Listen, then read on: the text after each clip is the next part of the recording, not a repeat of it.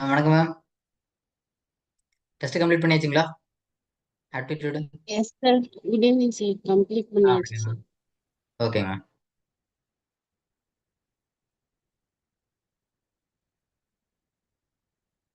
Aptitude எப்படி இருந்ததுங்க? ரொம்ப ஈஸியா இருக்கோ? ஆமாங்க சார்.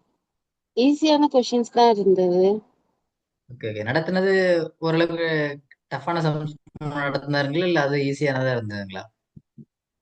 அது எல்லாமே மிக்ஸ் பண்ணி தான் சார் இருந்தது நடத்தின ஓகே கான்செப்ட் ஓகே. வந்து. Okay okay.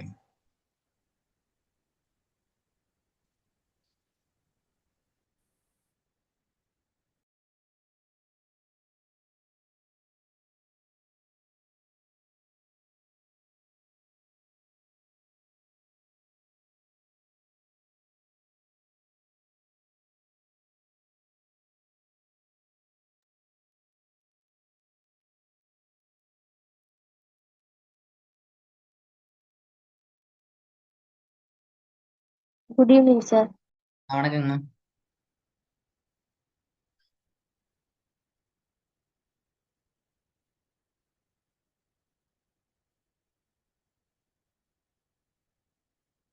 ரிசர்வேஷன் எல்லாம் கம்ப்ளீட்டா படிச்சாச்சுங்களா?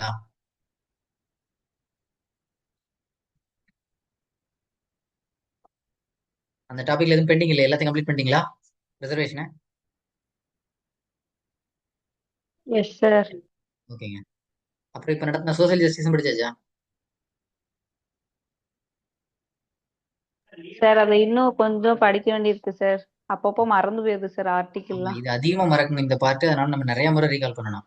நம்ம யூனிட் 6 மாதிரி எஸ் கதை சார். மாதிரி கிடையாது. ஆ, ஆமா. ஓகே, ஸ்டார்ட் பண்ணிடுவோம். சரி, main reason for reservation policy. Reservation அப்படிங்கிறது எதுக்கு அப்படின்னா, இங்க நடந்த மிகப்பெரிய ஒரு அநீதி. அதை சரி பண்ணணும் கண்டிப்பா, இல்லையா? அதுக்கு அதே மாதிரி இங்க இருந்த சப்ரஸர் கிளாஸ் பீப்புள் இருக்காங்களே, அவங்கள அப்லிஃப்ட் பண்றதுக்காக, அதுவும் சரிதான். அதே மாதிரி சமூக நீதியை உறுதிப்படுத்தணும். அதே மாதிரி எல்லாத்துக்கும் ஒரே சமமான களத்தை உருவாக்கணும் அப்படிங்கிறதுக்காக, இல்லையா? அப்போ இங்க கொடுத்திருக்கக்கூடிய எல்லா ஆப்ஷனுமே சரியானதுதான். ஆப்ஷன் இல்லை. சரி, இந்த ரிசர்வேஷன் அப்படிங்கிறது காஸ்ட் பேஸ்டா கொடுக்கறது தான் சரி அப்படின்னு யாரு சொன்னது? ரிசர்வேஷன் அப்படிங்கிறது காஸ்ட் பேஸ்டா கொடுக்கறது தான் சரி அப்படின்னு யாரு சொன்னதுங்க?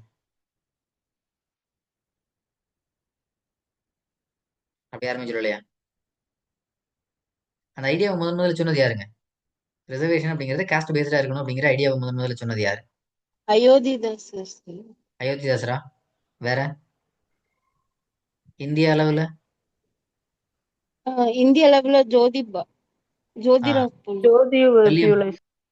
வில்லியம் ஹண்டரும் ஜோதிராவ் பூலேவும், இல்லையா? ம். சரி, what's the reservation percentage existing in Tamil Nadu at present? எத்தனை சதவீதம் இருக்கு தமிழ்நாட்டுல இப்போதைக்கு? 69% இருக்கு, 69. இல்லையா? ஆமா. சரி, நமக்கு இந்த ரிசர்வேஷன் அப்படிங்கிறது முதல்ல ஆரிஜின் அப்படின்னா எந்த இடத்த சொல்லணும் நாம? ரிசர்வேஷனோட ஆரிஜின் அப்படின்னு நம்ம எதை சொல்றது? ஆயிரத்தி எண்ணூற்றி ஃபர்ஸ்ட் தொண்ணூற்றி ஒண்ணுல முதல்ல ப்ரொபோஷனல் ரெப்ரசன்டேஷன் அப்படிங்கிற ஒரு வார்த்தைய நீலகிரியில நடந்த திராவிட மகாஜன சபை மாநாட்டுல அயோத்திதாசர் கொண்டு வந்திருந்தாரு. அதுக்கப்புறம் லேட்டரா இங்க எலெக்ஷன்லாம் நடந்து 1920ல கவர்மெண்ட் ஃபார்ம் ஆனதுக்கு அப்புறம் 1921ல ஃபர்ஸ்ட் கம்யூனல் ஜியோ கொண்டு வந்திருந்தது, இல்லையா? முதலாவது வகுப்பு வாரி ஆணை. அப்புறம் அதுவும் ஃபெயிலியர் ஆயிடுச்சு. 1922ல இரண்டாவது வகுப்பு வாரி ஆணை. மூன்றாவது வகுப்பு வாரி ஆணை தான் 1927ல கொண்டு வந்து சக்சஸ் ஆச்சு. அது 1928ல சட்டப்பூர்வமானது, இல்லையா? அதுக்கப்புறம் நம்ம நாடு சுதந்திரம் அடைஞ்சதுக்கு அப்புறம் 1950 காலகட்டத்துல ரிசர்வேஷன் எவ்வளவு இருந்தது? 1950ல ரிசர்வேஷன் எவ்வளவு இருந்தது? 1950ல நீங்க எவ்வளவு இருந்தது சார் ஞாபகம் இல்லையா? 40% 40%. இருந்தது. ஆ, அதுக்கப்புறம் 1954ல அந்த 40 அப்படிங்கிறது 41 மாறுச்சு. அதுக்கப்புறம் 1971ல அந்த 41 அப்படிங்கிறது 49. 49 மாறுச்சு. அதுக்கப்புறம் தான் 1900 நம்ம ஐயா எம்ஜிஆரோட காலகட்டத்துல தான் 80 காலகட்டத்துல ஒட்டுமொத்தமா 68% வரைக்கும் கொண்டு வந்தாரு. அதுக்கப்புறம் 1989ல ஐயா கலைஞரோட பீரியட்ல தான் அது 69%, மாறுச்சு, இல்லையா? அப்போ அந்த 69% இன்னி வரைக்கும் நம்ம கொண்டு போயிட்டு இருக்கோம். அப்போ ஒட்டுமொத்த தமிழ்நாட்டோட சதவீதம் அப்படிங்கிறது, இடஒதுக்கீட்டு சதவீதம் அப்படிங்கிறது 69%. சரி, இந்த 69% அப்படிங்கிறது நம்ம 1989ல கொண்டு வந்தாச்சு. ஆனா அதுக்கப்புறம் 1992ல இந்திரா சகானி கேஸ் வந்தது. அப்ப இந்த ரிசர்வேஷன் அப்படிங்கிறது ஷுட் நாட் எக்ஸிட் 50% அப்படின்னு ஒரு தீர்ப்பு வந்திருந்தது.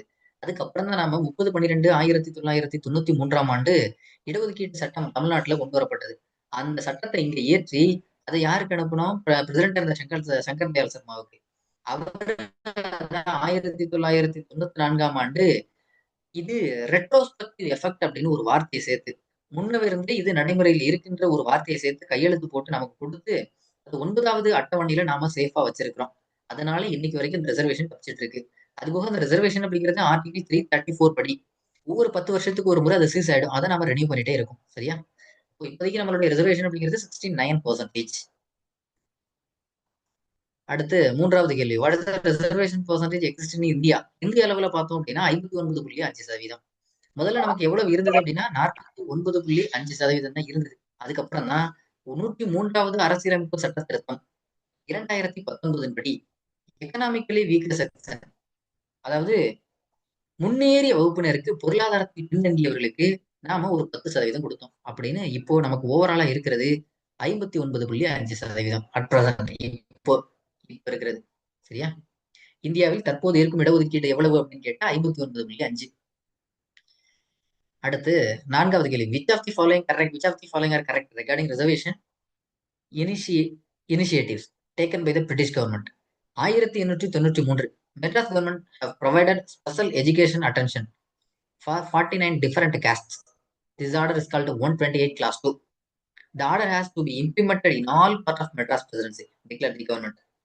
அதாவது 49 கம்யூனிட்டிஸ் டிஃபரெண்ட் காஸ்ட் அன்னைக்கு கல்விக்குன்னு ஒரு தனி கவனம் செலுத்தப்பட்டது. அந்த ஆர்டர் தான் என்ன அப்படின்னா 128 கிளாஸ் 2 அப்படிங்கிறது.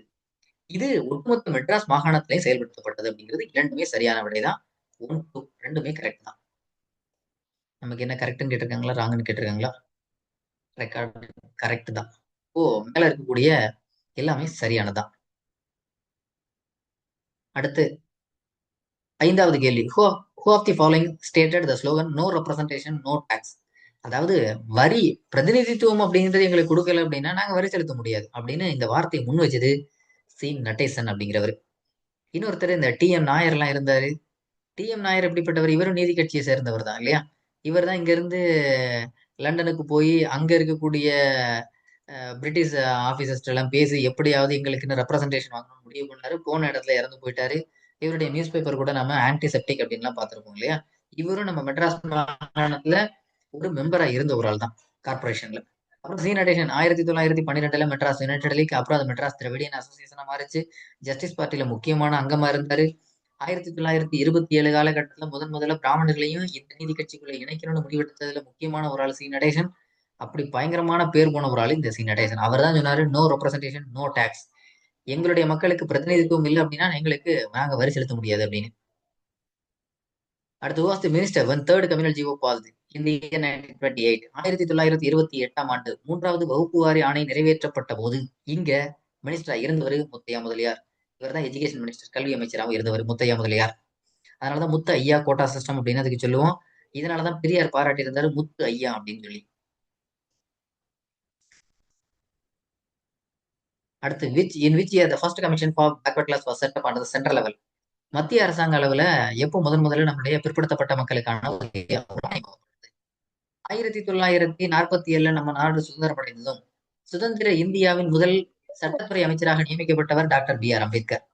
அவரு தான் சட்டத்துறை அமைச்சராக நியமிக்கப்பட்டிருந்தார். அப்ப இவரோட நோக்கம் என்னது? ஆர்டிகல் 340 படி நாம ஓபிசிக்கான ரிசர்வேஷன் கொடுக்கணும் அப்படிங்கிறது. ஆனா அது கொடுக்கவே முடியல. ஏன்? இங்க இருந்து கவர்மெண்ட் ஓபிசினா முதல்ல யாரு? தேவையில்லாத வேலை. இங்க ரொம்ப கஷ்டப்படுறது யாரு? SC ST. அவங்களுக்கு நம்ம ரிசர்வேஷன் கொடுத்தா போதும் அப்படின்னு இவங்களுக்கு 12.5 இவங்களுக்கு 5% மொத்தம் 17.5% ரிசர்வேஷன் இருந்தது. அப்போ ஓபிசிக்கு ஐயா அம்பேத்கர் ஒரு ரிசர்வேஷன் கொடுக்கணும்னு சொன்னாரு. ஆனா அதுக்கு பயங்கரமான எதிர்ப்பு. வேற வழியே இல்ல. அப்போ இதுக்கு ஒரு கமிஷனாவது ஃபார்ம் பண்ணணும் அப்படிங்கிற அளவுக்கு அவர் கெஞ்சி கேட்டாரு. கடைசியில கமிஷன் ஃபார்ம் பண்றேன்னு சொல்லி காலம் தள்ளினாங்களே தவிர ஒண்ணும் நடக்கல. அப்போ நாம சொல்றது எதுவுமே நடக்கல. நாம இதுக்கு இந்த அரசாங்கத்துல இருக்கணும் அப்படின்னு தன்னுடைய பதவியை ராஜினாமா பண்ணிட்டாரு. அதுக்கப்புறம் தான் நாம இதை எப்படியாவது சரி பண்ணணுமே அப்படின்னா 1953ஆம் ஆண்டு முதல்ல ஒரு பிற்படுத்தப்பட்ட மக்களுக்கான ஒரு ஆணையம் உருவாக்கப்பட்டது. அதுதான் காக்கா கலேல்கர் கமிஷன். அதுதான் இந்திய மத்திய அளவுல முதல் பேக்வர்ட் கிளாஸ் கமிஷன் அப்படிங்கிறது 1953. அவங்க ரிப்போர்ட் சப்மிட் பண்ணது 1955. 2 வருட கால அளவு எடுத்துக்கிச்சு. சரி, இதை ஒரு 6 வருஷம் இதை விவாதிச்சாங்க. என்னதான் நடக்குது அப்படின்னு, இதுல என்னெல்லாம் இருக்குன்னு சும்மா ஏன்னா ஏமாத்துறது தானே, அதுக்கு ஏதாவது ஒண்ணு பண்ணணும் இல்லையா? அப்ப இந்த ஆணையம் அப்படிங்கிறது ஒண்ணு அமைச்சது எதுக்கு? இப்போதைக்கு காலம் தாழ்த்தணும். அப்போ 6 வருடம் விவாதிச்சதுக்கு அப்புறம் 1961ல இதுல ஒண்ணும் பெரிய இந்த கமிஷன் ஒண்ணும் பெரிய அளவுல சரியான ரிப்போர்ட்டை கொடுக்கலையே. இந்த கிரிட்டரியா வச்சு நாம அவங்களுக்கு இடஒதுக்கீடு கொடுக்க முடியாது அப்படின்னு 1961ல இந்த ரெக்கமெண்டேஷன், அதாவது காக்கா கலைஞர் கமிஷன் கொடுத்த ரெக்கமெண்டேஷன் எல்லாத்தையும் ரிஜெக்ட் பண்ணிட்டாங்க. 6 வருஷம் விவாதிச்சிருக்காங்க ஒரு விஷயத்த. விவாதிச்சு கடைசியில முடிவு என்ன? அதை ரிஜெக்ட் தான் பண்ணிருக்காங்க. இப்படின்னு இந்தியாவுல மத்திய அளவுல முதலில் பிற்படுத்தப்பட்ட மக்களுக்கான ஆணையமாக உருவாக்கப்பட்டது காக்கா கலைஞர் கமிஷன். அடுத்து first backward class commission was set up in year 1950 under the chairmanship of, அவர் தான் தலைவராக இருந்தவர் காக்கா கலைஞர் அப்படிங்கிறவர். அப்புறம் மேண்டல் கமிஷன் தெரியும், அது 1979 காலகட்டத்தில் பிபி மேண்டல் அப்படிங்கிறவரோட தலைமையில் உருவாக்கப்பட்டது. சட்டநாதன் கமிஷன் அப்படிங்கிறது 1969 ஐயா கலைஞரோட பீரியட்ல, ஐயா அண்ணாதுரை இறந்ததுக்கு அப்புறம். மேண்டல் கமிஷன் உருவாக்கக்கூடிய காலகட்டத்தில் இங்க பிஎம்ஐ இருந்தது மொரார்ஜி தேசாய். அடுத்து, which of the following are correct regarding the first constitutional amendment act? The first amendment of the constitution was added to the article 15(4) and 16(4). இதெல்லாம் ஆட் பண்ணியாச்சு. It inserted the article 331A and 31B. இது ரெண்டையும் insert பண்ணியாச்சு. It inserted the 9th schedule to the constitution. 9வது அட்டவணை முதல்ல சேர்க்கப்பட்டது. ஏன்னா அரசியலமைப்பை நம்ம எழுதி முடிச்சது நவம்பர் 26, 1949. அந்த காலகட்டத்தில் இங்க இருந்ததுன்னா 8 ஷெடியூல் தான் இருந்தது, 8 அட்டவணை தான் இருந்தது. முதலாவது அரசியலமைப்பு சட்ட திருத்தத்தின் கீழ் தான் 9வது ஷெடியூல் அப்படிங்கிற ஒன்னையே நம்ம ஆட் பண்ணோம். அதன் மூலமா இந்த முதலாவது அரசியலமைப்பு சட்ட திருத்தத்தின் கீழ் ஆர்டிகல்லாம் இன்ட்ரடியூஸ் பண்ணியிருந்தோம், இன்க்ளூட் பண்ணியிருந்தோம். அது போக 31A 31B எல்லாம் உருவாக்கியிருந்தோம். 31(3)ன்னு ஒன்று இருக்குது, அது எப்போ கொண்டு வந்திருந்தோம்? 25வது அரசியலமைப்பு சட்ட திருத்தம் 1971ல கொண்டு வரப்பட்டது. சரி, இப்போதைக்கு நமக்கு தேவையானது 31A 31B. இது எல்லாமே முதலாவது அரசியலமைப்பு சட்ட திருத்தத்தின் கீழே கொண்டு வரப்பட்டதான். அதனால எல்லாமே இதுல சரியானதான். அடுத்து, which of the following prime ministers formed the mantle commission? Mantle commission அப்படிங்கிற ஒன்றை ஃபார்ம் பண்ணது மொரார்ஜி தேசாயோட காலகட்டத்துல தான். அப்போ இங்க பிரசிடண்டா இருந்தவர் நீலம் சஞ்சீவ் ரெட்டி. இப்ப என்ன ஆயிடுச்சு அப்படின்னா, இந்த கமிஷனை ஃபார்ம் பண்ணும்போது மொரார்ஜி தேசாய், ஆனா இந்த கமிஷன் ரிப்போர்ட்டை சப்மிட் பண்ணது, இது கமிஷன் ஃபார்ம் பண்ணது 1979, அவங்க ரிப்போர்ட்டை சப்மிட் பண்ணது 1980. அப்போ இங்க பிரைம் மினிஸ்டர் மாறியாச்சு, யாரு? இந்திரா காந்தி அம்மையார் வந்தாச்சு. அதுபோக நீலம் சஞ்சீவ் ரெட்டி தான் அப்பவும் பிரசிடண்டா இருந்தார். ஓகேவா? விபி சிங் யாரு? 1989ல என்ன ஆனாலும் சரி இந்த ரிசர்வேஷனை நான் இம்ப்ளிமெண்ட் பண்ணியே தீருவேன் அப்படின்னு சொல்லி மேண்டல் கமிஷனோட ரிப்போர்ட்டை சக்சஸ் பண்ணவர் விபி சிங், விஸ்வநாத் பிரதாப் சிங். அப்ப இதுக்கான answer B, Morarji Desai. Who was the president when Mandal Commission report was submitted? யார் பிரசிடண்டா இருந்தது? அப்பவும் நீலம் சஞ்சீவ் ரெட்டி தான் இருந்தார். 82 வரைக்கும் அவரோட காலகட்டம் தான். Who introduced the creamy layer concept based on the Sattanathan commission? Sattanathan commission அப்படிங்கிறவங்க creamy layer கான்செப்டை இன்ட்ரோடியூஸ் பண்ணணும்னு ரெக்கமெண்ட் பண்ணியிருந்தாங்க. அந்த கமிஷன் ஃபார்ம் பண்ணது எப்போ? 1969. அவங்க ரிப்போர்ட் சப்மிட் பண்ணது 1970. அவங்க என்ன கொடுத்திருந்தாங்க? இந்த பிசிக்கான ரிசர்வேஷன் அப்படிங்கிறது 33% கொடுக்கணும். ஆனா நம்ம கொடுத்தது எவ்வளவு? 31. இந்த 33 எப்படி பிரிச்சிருந்தாங்க? பிசிக்கு 17ஆகவும் எம்பிசிக்கு 16ஆகவும். அது மட்டும் இல்லாம இந்த பிசி எம்பிசியை ரெண்டா ஸ்பிளிட் பண்ணணும். பிசிங்கிறத பிசியில இருந்து எம்பிசி உருவாக்கணும், அது ஒண்ணு.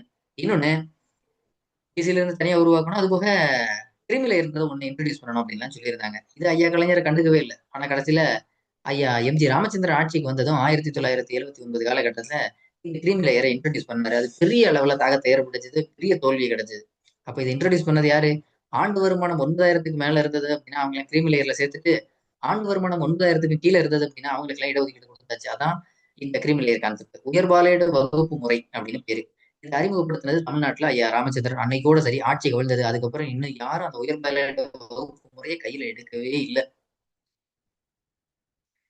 அடுத்தது, MGR government appointed the second backward class commission in 1982. The name of the commission 1982 காலகட்டத்தில் இரண்டாவது முறையாக உருவாக்கப்பட்டது அம்பாசங்கர் கமிஷன். என்ன காரணத்திற்காக இந்த அம்பாசங்கர் கமிஷன் உருவாக்கப்பட்டது? இடஒதுக்கீட்டு 50%க்கும் மேல இருக்குது தமிழ்நாட்டுல. உண்மையிலேயே இங்க அந்த அளவுக்கு ஒர்த்தா? அதாவது நம்ம பிசி எம்பிசின்னு சொல்றோம் இல்லையா, ஒட்டுமொத்தமா 50% இருக்குது. அது போக எஸ்சிக்கு 18 இப்படின்னு வரிசையா இருக்குது. அப்போ ஒட்டுமொத்தமா 50% மேல ரிசர்வேஷன் கொடுக்கறது சரியா? அதை எதிர்த்து அங்க கேஸ் நடந்தது. அது சரியா இல்லையான்னு அனலைஸ் பண்றதுக்காக ஒரு கமிஷன் ஃபார்ம் பண்ணியிருந்தாங்க. அதான் அம்பாசங்கர் கமிஷன். முடிவு என்னாச்சு? சரிதான் அப்படின்னு வந்தது. அப்போ இரண்டாவது பேக்வர்ட் கிளாஸ் கமிஷன் நம்ம தமிழ்நாட்டுல உருவாக்கப்பட்டது அம்பாசங்கர் கமிஷன். முதலாவது சட்டநாதன் கமிஷன். அடுத்து reservation seats in educational institution and appointments post இந்த service under the state act. State ஆக்ட்னாலே அது எப்போ வந்தது? 1993 30/12. அப்பதான் இந்த எஜுகேஷன் இன்ஸ்டிடியூஷன்ல எல்லா இடத்துலையும் ரிசர்வேஷன் அடிப்படையில நமக்கு இடஒதுக்கீடு அப்படிங்கிறது சாத்தியமானது, பணி வழங்கக்கூடியதெல்லாம். அப்போ 1993 தான் நமக்கு ரிசர்வேஷன் ஆக்ட் வந்தது தமிழ்நாட்டில். Who was the chairman of the first backward class commission in independent India? Independent இந்தியாவில் முதல்ல கமிஷன் அப்படிங்கிறது காக்க கலைஞர் தான். People who are excluded of the Varna system are called. பிராமணர்கள், சத்திரியர்கள், வைசியர்கள், சூத்திரர்கள், இந்த 4 பிரிவு வர்ணா சிஸ்டம். இந்த 4 பிரிவுகளையும் சேர்க்காம ஒரு பிரிவு இருந்தது. அவங்கதான் யாரு? பஞ்சமர்கள். இந்த பஞ்சமர்களை காப்பாற்றுறதுக்காகத்தான் செங்கல்பட்டு கலெக்டர் இருந்த லார்ட் டெமாங்கிரி அப்படிங்கிறவர் 12 லட்சம் ஏக்கரை எப்படியாவது இந்த மக்களுக்கு கொடுத்து அந்த மக்களை மேல கொண்டு வர முடிவு பண்ணாரு. அந்த நிலத்துக்கு பேர் தான் பஞ்சமி நிலங்கள். அந்த மக்களுக்காக தொடங்கப்பட்டதான் பஞ்சமர் பள்ளிகள். அதைத்தான் சிங்கரவேலர், அயோத்திதாசர் எல்லாம் சேர்ந்து இந்த பஞ்சமர் பள்ளிகள் அப்படிங்கிறது ஆதி திராவிடர் பள்ளிகள்னு பெயர் மாத்தணும்னு எவ்வளவோ காலத்துல போராட்டம் நடந்தது இல்லையா? அப்போ வர்ண சிஸ்டத்துல சேர்க்கவே இல்லாத ஒரு குரூப் யார் அப்படின்னா பஞ்சமாஸ் அல்லது அவர்ணாஸ். அடுத்து Thiyagaraya Chettiar has written and published the non Brahmin manifesto in December. November 20 1916 தொடங்கப்பட்டது இந்த நீதி கட்சி. அதாவது தொடங்கும் போது சவுத் இந்தியன் லிபரல் ஃபெடரேஷன், தென் இந்திய நல உரிமை சங்கம். இதனுடைய பிராமணர் அல்லாத மக்களுக்கான கொள்கை பிரகடனம் வெளியிடப்பட்டது டிசம்பர் மாதம் 1916, டிசம்பர் 20. அப்போ இதுக்கு 1916 அப்படிங்கிறது சரியானது. நான் பிராமின் மேனிஃபெஸ்டோ. அடுத்து 1925 காஞ்சிபுரம் காங்கிரஸ் மாநாடு நடந்தது. Who tried to pass a resolution regarding communal representation in education and employment? யார் இதை முயற்சி பண்ணது? 1925 ரொம்ப முக்கியமான வருடம். இந்த 1925 தான் ஐயா பெரியார் எப்படியாவது இந்த வகுப்பு வாரி பிரதிநிதித்துவத்தை நாம எப்படியாவது அதாவது சாத்தியப்படுத்தணும்னு முடிவு பண்ணாரு. ஆனா அந்த மாநாட்டுல ஒண்ணுமே நடக்கல. இது முயற்சி பண்ணது ஐயா பெரியார். அதையே ரிஜெக்ட் பண்ணிட்டாரு திருவிக்கா. வேற வழியே இல்ல, காங்கிரஸ் விட்டு வெளியேறி தனக்குன்னு ஒரு அமைப்பை தொடங்கினாரு, சுய மரியாதை இயக்கம் அப்படின்னு. The reservation system that existed today was introduced by British as communal award in, அதாவது ஆகஸ்ட் 16 1932 ஆண்டு நம்ம மெக்டொனால்ட் அப்படிங்கிற பிரைம் மினிஸ்டர் நம்ம அம்பேத்கருக்கு கம்யூனல் அவார்டு கொடுத்தாரு. நம்ம அம்பேத்கர் கொடுத்ததை பார்த்துருக்கோம். அவர் மட்டும்தான் கொடுத்தாங்களா? இல்ல, சீக்கிய முஸ்லீம் எல்லாம் கொடுத்தாச்சு. இதெல்லாம் நடைமுறைப்படுத்தப்பட்டது எப்போ அப்படின்னா 1933. கம்யூனல் அவார்டு வந்தது 1932. அது இங்க ரிசர்வேஷனா மாறினது எப்போ அப்படின்னா 1933. அதனால நாம இந்த கம்யூனல் அவார்டுன்னு வார்த்தை வந்திருக்கு 32 சூஸ் பண்ணிடக்கூடாது. இது நாம அம்பேத்கரோட பூனா பேக்டுக்காகத்தான் நம்ம இதை தெளிவா பார்க்கணும். அந்த இடத்துல பார்த்தது அது நடைமுறைப்படுத்தப்பட்டது எப்போ அப்படின்னு கேட்டா 1933. சரியா? அந்த 1933 பிரிட்டிஷ்ல எப்படி நமக்கு ரிசர்வேஷன் இருந்ததோ அந்த மாதிரியான ஒரு முறையில தான் இன்னைக்கு இருக்கு அப்படிங்கிறதா. சரியா? அதனால கம்யூனல் அவார்டு இருக்கு அப்போ 32 தானே அப்படின்னு யோசிக்க வேண்டாம். Poona pact signed between Ambedkar and Gandhi. அது 1932 செப்டம்பர் 24 அம்பேத்கருக்கு ஆங்கிலேயர்கள் கொடுத்தது தனி தொகுதி, ஆனா அம்பேத்கருக்கு காந்தி கொடுத்தது பொது தொகுதி. Which amendment provides constitutional status to the National Commission for Backward Class, NCBC? அதாவது பிற்படுத்தப்பட்ட மக்களுக்கான தேசிய ஆணையம் உருவாக்கப்பட்டது 1993. அதுக்கு தொடங்கும் போது அதுக்கு அரசியல் அந்தஸ்து அப்படின்னு எதுவுமே கிடையாது. அது அன்னைக்கு ஒரு ஸ்டாச்சுட்டரி பாடியா, சட்டம் சார்ந்த ஒரு அமைப்பு தான் இருந்தது. அதுக்கப்புறம் பின்னால தான் 102வது அரசியலமைப்பு சட்ட திருத்தத்தின் 2018 ஆண்டு அதுக்கு அரசியல் அந்தஸ்து கிடைச்சது. சரியா? கான்ஸ்டிடியூஷன் அந்தஸ்து கிடைச்சது 102வது அரசியலமைப்பு சட்ட திருத்தம் 2018. 103வது அரசியலமைப்பு சட்ட திருத்தம் 2019. அதன் அடிப்படையில் தான் EWS 10%. 104வது அரசியலமைப்பு சட்ட திருத்தம் 2019. அதன் அடிப்படையில தான் இந்த ஆங்கிலோ இந்தியனுக்கான ரிசர்வேஷனை எபோலிஷ் பண்ணது. 101 GST. After independence the reservation was provided only for, சுதந்திரம் அடைஞ்சதுமே நம்ம ரிசர்வேஷன் அப்படிங்கிறது யாருக்கு கொடுத்தோம்? SC/STக்கு மட்டும்தான். அதுக்கப்புறம் தான் பிற்காலத்தை நம்ம OBC சேர்த்தது இல்லையா? கீழ்கண்ட எந்த பிரிவினருக்கு அதை பார்த்தாச்சு? OBC were included in the ambit of reservation on the recommendation of, யாருடைய ரெக்கமெண்டேஷன் அடிப்படையில ஓபிசியை இன்க்ளூட் பண்ணியிருந்தோம் அப்படிங்கிறது. இது எல்லாமே நமக்கு இது 3லையும் பார்த்தா தெரியும். மாண்டல் கமிஷனோட அறிக்கைக்கு அப்புறம் தான் இல்லையா? மாண்டல் கமிஷன்ல தான் ஓபிசிக்கு 27% இடஒதுக்கீடு கொடுக்கணும்னு சொன்னது. அது வரைக்கும் கிடையாது. எப்போ இது சாத்தியமானது? ரிசர்வேஷன் அப்படிங்கிறது ஓபிசிக்கு எப்போ சாத்தியமானது அப்படின்னு கேட்டிருக்காங்க. இதர பிற்படுத்தப்பட்ட பிரிவு மக்கள் இடஒதுக்கீட்டு வரம்புக்குள் எப்போது சேர்க்கப்பட்டாங்க? இதுல வந்து என்ன கேள்வி அப்படின்னா 1989 நம்ம விபி சிங்கோட கவர்மெண்ட் இருந்தது. 1990 இந்த ஓபிசிக்கான ரிசர்வேஷன் 27% அப்படிங்கிறது அன்னைக்கு நாடாளுமன்றத்துல பேசப்பட்டது. 1990 இது ஓகே. இப்ப இதுல என்ன அப்படின்னா முழுமையா இது எப்போ நடைமுறைக்கு வந்தது அப்படின்னா 1991. அதனால இந்த ரெண்டு ஆன்சர் பிக் பண்ணக்கூடிய ஆட்களோட நிலைமை என்னவோ அதை பொறுத்து தான். அதாவது கவர்மெண்ட் என்ன கீ கொடுக்குதோ அதுதான். ஆனா நாம முடிவெடுத்தோம் அப்படின்னா 1990 ஓபிசிக்குன்னு ரிசர்வேஷன் சொல்லியாச்சு. அது இம்ப்ளிமெண்ட் ஆனது 1991. அதனால நமக்கு இன்க்ளூடட்னு கேட்கறதுனால நமக்கு இதுல ரெண்டுல எதை வேணாலும் சூஸ் பண்ணலாம். அதனால இது கவர்மெண்ட் கொடுக்குற கீ தான். இப்போ நம்ம இம்ப்ளிமெண்டட் அப்படிங்கிற டேட் இயரை மட்டும் எடுத்துக்கோ 1991. சரியா?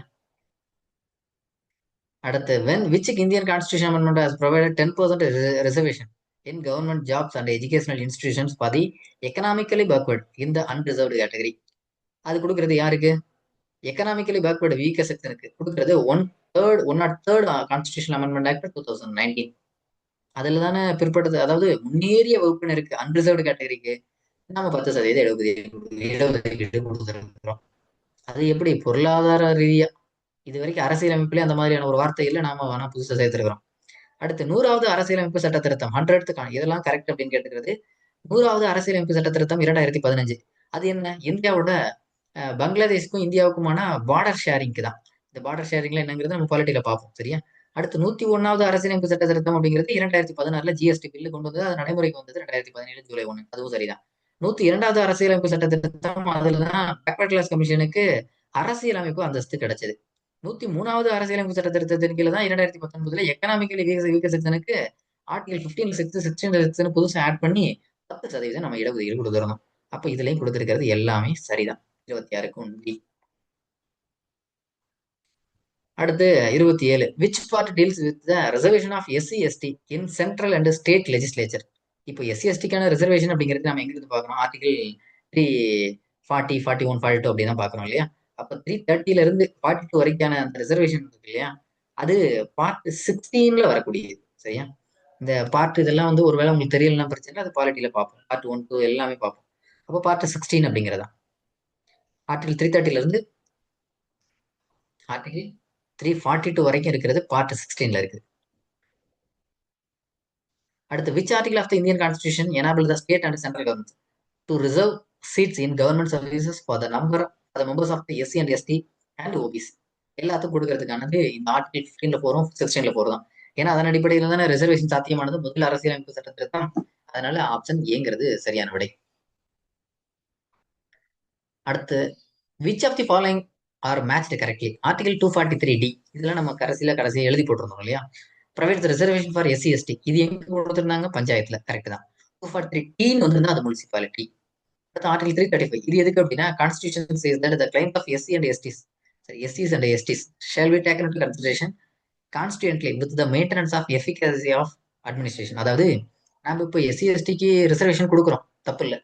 இப்படி கொடுத்துட்டே இருந்தோம் அப்படின்னா உண்மையிலே இன்னும் எத்தனை வருடத்துக்கு தான் இது தேவைப்படுது? அப்போ இன்னும் அந்த மக்கள் மேல வரலையா? ஒண்ணு. இன்னொன்னு, இப்படி நம்ம ரிசர்வேஷன் கொடுக்கறதுனால SC/ST மக்கள் படிக்கலன்னு சொல்லி அவங்களுக்கு ஒரு 50 மார்க் எடுத்திருந்தாலும் அவங்களுக்கு வேலை கொடுத்துட்டே இருக்கும் அப்படின்னா இது அட்மினிஸ்ட்ரேஷன் சைட்ல எதுவும் பாதிக்கக்கூடாது இல்லையா? ஏன்னா இப்போ பிசி எம்பிசி கேட்டகரியில ஒரு 100 கொஸ்டின் வைக்கிறோம், அதுல 98 எடுத்தவருக்கு தான் வேலை, அதுல போறாங்க. அப்போ ஓரளவுக்கு நல்லா பயங்கரமா படிச்சிருக்கணும். இன்னொன்னு ஷெட்யூல் காஸ்ட்ல ஒரு 40 மார்க் தான் எடுத்திருக்காங்க, ஆனாலும் அவங்களுக்கு வேலை கிடைக்குது. ஏன்னா அந்த மக்கள் பெரிய அளவுல படிச்சுட்டு மேல வரல அப்படின்னு சொல்லி. அப்போ நம்ம இப்படி ரிசர்வேஷன் கொடுக்கறது அங்க நடக்கக்கூடிய வேலை எதுவும் பாதிக்கக்கூடாது இல்லையா? அதை சொல்றதுதான் இந்த ஆர்டிகல் 335. அதனால இதுவும் கரெக்ட் தான். அட்மினிஸ்ட்ரேஷனுக்கு எந்த பிரச்சனையும் வந்துக்கூடாது. அதனால இதுல உள்ளது எல்லாமே கரெக்ட் தான்.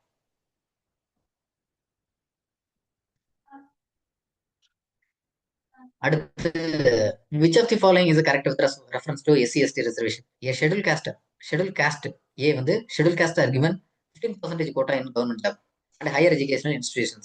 Scheduled tribes are given 7.5% quota in government job and higher educational institutions. No concept of creamy layer with respect to SC/ST. Correct தான் இல்லையா? மூணுமே கரெக்ட் தான். மொத்தம் 15 7.5 22.5% ஆச்சு. நம்ம 27 OBC கொடுத்துருக்கோம், 10 EWS. அப்போ 59.5 கரெக்ட் ஆயிடுச்சு. அதே மாதிரி கிரீம் லேயர்ன்றது SC/STக்கு கிடையாது. அப்ப இதுல உள்ள எல்லாமே கரெக்ட் தான். அடுத்து 31 which of the following is a quota for OBC in government jobs and higher educational institutions? OBCக்கு நாம கொடுத்துருக்கிறது 27%. of the following is correct with reference to OBC reservation. There is a concept of creamy layer with respect to OBC reservation. Correct தான். Only those from OBC who comes under the non-creamy layer would get OBC reservation. கண்டிப்பா correct தான். ஏன்னா நான் creamy லேயர்ல இருந்தா மட்டும்தான் reservation கிடைக்கும். Creamy layer போயிட்டு ரிசர்வேஷன் கிடைக்காது. Reservation for other backward class was finally implemented in 1992. சரி, இதுல என்ன அப்படின்னா இம்ப்ளிமெண்டட் இன்னும் ஒரே வார்த்தையில கொடுத்துருந்தா அதை நம்ம 1990 இல்ல 91 போட்டுருக்கலாம். ஃபைனலி இம்ப்ளிமெண்டட் கொடுத்துருக்காங்க. ஏன் 1992 நவம்பர் மாதம் தான் இந்த மேண்டல் கமிஷனோட கேஸ் நடந்தது. அதாவது இந்திரா சாகானி கேஸ். அதோட முடிவுல தான் என்னாச்சு, இந்த கொடுத்துருக்கூடிய ரிசர்வேஷன் சரிதான் அப்படின்னு முடிவு பண்ணியாச்சு. அதனாலதான் ஃபைனலி இம்ப்ளிமெண்டட் அப்படின்னு கொடுத்துருக்காங்க. அது 1992, அதுவும் சரிதான். வெரி இம்ப்ளிமெண்டட் கொடுத்திருந்தா 90 91 கொடுத்திருந்தாலும் சரிதான். ஃபைனலின்னு கொடுத்துருக்கிறதுனால நம்ம ஆல் ஆஃப் தி அபோவ் அப்படிங்கிறது. What percentage of reservation is provided for economically weaker section among the general category candidates in government jobs and educational institutions? அது 10% தான். 103rd Constitutional Amendment Act. அடுத்து, when the communal representation passed and implemented in all the government departments, அது எப்போ சாத்தியமானது? இப்போ communal representation pass ஆனது and implemented. Pass ஆனது எப்போ 1927. அது இம்ப்ளிமெண்ட் பண்ணினதுதான் எப்போ அப்படின்னா அது 28. அதனால இதுலயுமே 2 ஆப்ஷனுமே வரும். அதனால நம்ம 27 போட்டாலும் சரிதான், 28 போட்டாலும் சரிதான். செண்பகம் துரைராஜன் கேஸ் அப்படிங்கிறது அது எது பொறுத்தது? முதல்ல இந்த கேஸ் அப்படிங்கிறது 2 பேர் பெட்டிஷனர். ஒன்னு செண்பகம் துரைராஜன், ஒன்னு இன்னொன்னு CR ஸ்ரீனிவாசன் அப்படிங்கிற ஒரு ஆள். செண்பகம் துரைராஜன் அப்படிங்கிறது என்ன காரணத்துக்காக? அது மெடிக்கல் சீட்டுக்காக. CR ஸ்ரீனிவாசன் அப்படிங்கிறவரும் பெட்டிஷனர் தான். அவர் எதுக்காக? அவர் இன்ஜினியரிங் காலேஜ் சீட்டுக்காக. செண்பகம் துரைராஜன் கேஸ்ன்னு கேட்டாலே அது மெடிக்கல் சீட்டுக்காக தான். சரியா? இப்படின்னு ரிசர்வேஷன் அப்படிங்கிறது இவ்வளவுதான். இன்னும் ரிசர்வேஷன் கொஸ்டின் அடுத்தடுத்து வைப்போம். ஏன்னா இது வந்து அவ்வளவு ஈஸியா நம்ம மைண்ட்ல செட் ஆகாது. அதனால இன்னும் நிறைய படிச்சுட்டே இருந்தா தான் இந்த ரிசர்வேஷன் அப்படிங்கிறது மைண்டுக்கு போகும். ஓகேவா? இதுல ஏதாவது டவுட் இருக்கா? எந்த கொஸ்டினா டவுட் இருக்கா? வேற ஏதாவது? சார் இந்த ஃபர்ஸ்ட் 2 क्वेश्चंस மட்டும் காட்டுறீங்களா சார்? ஃபர்ஸ்ட் 2ங்களா? முதல் 2 வரதுக்கு லேட் ஆயிட்டீங்களா? ஆமா சார், ஒரு 2-3 மினிட்ஸ் லேட் ஆயிடுச்சு. ஓகேங்க, நான் பாத்துக்கங்க. ஃபர்ஸ்ட் கொஸ்டினுக்கு ஆல் ஆஃப் தி அபோவ் தான் கொடுத்துருக்க, எல்லாமே சரிதான். இரண்டாவது கொஸ்டினுக்கு 69%. ஓகேவா? Okay sir, thank you sir. சரிங்க, வேற ஏதாவது டவுட் இருக்கா? சொல்லுங்க சார் சார் இப்போ வந்து நம்ம சொல்லுங்க. ஆர்டிகல்ஸ் மென்ஷன் கேக்குதா சார்? நான் சொல்றேன். கேக்குதுங்க, சொல்லுங்க மேம். கேக்குது, சொல்லுங்க. நான் பேசுறது கேக்குதுங்களா? எல்லாத்துக்கும் கேக்குதா? எஸ் சார், கேக்குது சார். மேம் உங்களை செய்தான் பிரச்சனை. ஓகே, வேற யாருக்கா சந்தேகம் இருக்கா? மேம் நீங்க திடீர்னு பேசுறீங்க, அடுத்து கேட்கலீங்க. ஓகே சார், நான் அப்புறமா கேட்டுக்கிறேன் சார். இது மட்டும் தான் கேட்டுருதுங்க. ஓகே, வேற யாருக்கும் சந்தேகம் இருக்குங்களா? சரி, ஓகே. சரி, நாளை காலையில நம்ம கிளாஸ் இருக்குது. அதனால காலையில மீட் பண்ணுவோம் 5 மணிக்கு. சரியா? தேங்க்யூ. Thank you sir. தேங்க்யூ. எல்லாருக்கும் நன்றிங்க.